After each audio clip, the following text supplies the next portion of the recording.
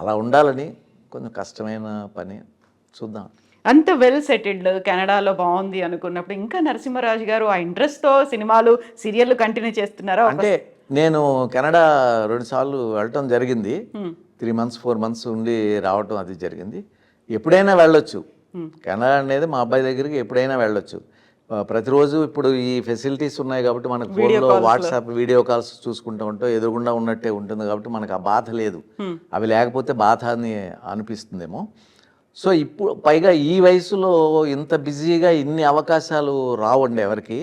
అటువంటిది నాకు రాని భాషలో, నాకు తెలిసిన భాషలో నాకెవరో తెలుగువారు ఇవ్వకపోయినా, నా టెక్నీషియన్స్ ప్రొడ్యూసర్స్ వాళ్ళు కూడా ఎవరు ఇవ్వకపోయినా, సో నాకు రాని భాషలో నన్ను నెంబర్ 1గా ప్రతి మెయిన్ క్యారెక్టర్ వస్తే నన్నే అడుగుతారు. ఖాళీ లేకపోతే నెక్స్ట్ చాయిస్ చూసుకుంటారు. కానీ 3 ఛానల్స్ కూడా నన్నే ఈరోజు 3 ఛానల్స్లో నావి మూడు ఇప్పుడు మరుమగళ్ళు అనేది సన్ టీవీలో నెంబర్ 1గా వెళుతుందండి.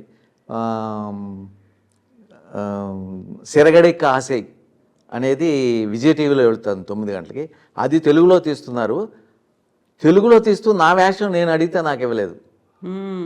ఆయన ఓల్డ్గా ఉన్నారు. ఇక్కడ ఓల్డ్ క్యారెక్టర్ అప్పుడు మరి పిచ్చివాళ్ళ వికటన్ లాంటి టాప్ మోస్ట్ కంపెనీ నన్ను పెట్టి తీసి ఇవాళ నెంబర్ 1 విజయ టీవీలో నెంబర్ 1 10కి పైన రేటింగ్లో ఇప్పటికీ వెళుతున్న సీరియల్లో నా వేషం నేను అడిగితే వాళ్ళని ఫోన్ చేసి అడిగితే ఏమండి అది తెలుగు నేను చేస్తాను ఖాళీగా ఉన్నా అంటే చూస్తాం సార్ చూస్తామని చెప్పి తర్వాత అడిగితే ఎవరో చెప్పారు ఇలా డిస్కషన్లో వచ్చింది ఆయన ఓల్డ్గా ఉన్నారు.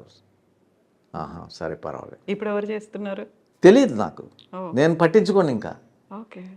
అప్పుడు నేను ఖాళీగా ఉన్నాను అందుకని నేను అడిగా. ఇప్పుడు నేను బిజీ. తర్వాత నన్ను జీ తమిళ్లోని స్టార్మాలో ఏదో అడిగారు. ఆ టైమ్స్ వాళ్ళు అడిగిన టైమ్స్కి నాకు కుదరలేదండి. ఎందుకంటే నేను అక్కడ ఒక 15 రోజులు 10 రోజులు నాకు అక్కడ వర్క్ దొరికితే అసలు నేను చెన్నై వద్దామని లేదు.